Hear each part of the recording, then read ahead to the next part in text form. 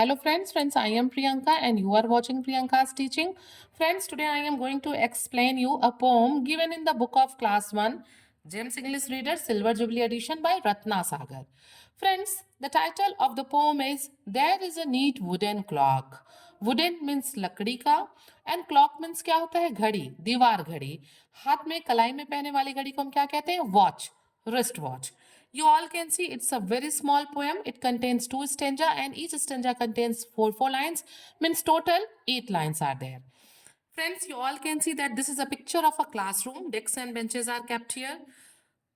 3 students are there and there is a one big clock. एक बड़ी सी लकड़ी की घड़ी है. We all are knowing that clock is divided into 12 equal parts. इसको 12 बराबर बराबर हिस्सों में बांटा जाता है. ठीक है. क्लॉक में 3 हैंड्स होती हैं, एक आर की, एक मिनट की और एक सेकंड की. हमारी इस घड़ी में केवल 2 हैंड्स हैं जो आर को और मिनट्स को शो कर रहे हैं. The long hand shows minute while the short hand shows hour. Okay, friends, first of all, I am going to do thorough reading of the poem and after that I'll explain you the poem stanza wise. So please be with me and let's start.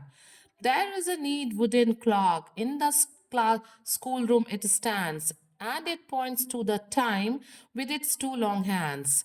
And may we, like the clock, keep our face clean and bright with hands ever ready to do what is right. Friends, first you see the rhyming words. Stands rhymes with hands and bright rhymes with right. Poet यहाँ पे कहते हैं there is a neat wooden clock in the classroom it stands and it points to the time with its 2 long hands. Poet यहाँ पे कहते हैं कि हमारी क्लासरूम में एक लकड़ी की घड़ी लगी हुई है. किस चीज़ की? लकड़ी की. आजकल तो बहुत डिज़ाइनर क्लॉक्स आ गए हैं, अलग अलग तरह की घड़ियाँ होती हैं, बट पोइट के ज़माने में वो अपने क्लासरूम के बारे में बताते हैं कि उनके स्कूल रूम में यानी कि उनके क्लासरूम में एक बहुत बड़ी सी लकड़ी की घड़ी जो है वो खड़ी है. And it points to the time with its 2 long hands. और पोइट यहाँ पे कहते हैं कि वो दो अपने हैंड से यानी कि मिनट हैंड और आर हैंड, उससे वो क्या बताती है? वो टाइम को पॉइंट्स करते हैं, टाइम को पॉइंट आउट करते हैं, वो सही समय बताते हैं. तो घड़ी का क्या काम है? घड़ी का काम है सही समय बताना. ओके. आगे पोइट सेकंड स्टेंजा में कहते हैं and may be like the clock keep a face clean and bright. कि हमें भी अपने आप को, अपने फेस को बिल्कुल क्लॉक की तरह जो है क्लीन और ब्राइट रखना चाहिए. जैसे घड़ी यहाँ पे चमकती हुई साफ सुथरी है ना, हम घड़ी को अक्सर पोंछते साफ करते रहते हैं, वैसे ही पोइट कहते हैं कि हमें अपने फेस को भी क्लीन एंड ब्राइट रखना चाहिए, बिल्कुल घड़ी की तरह.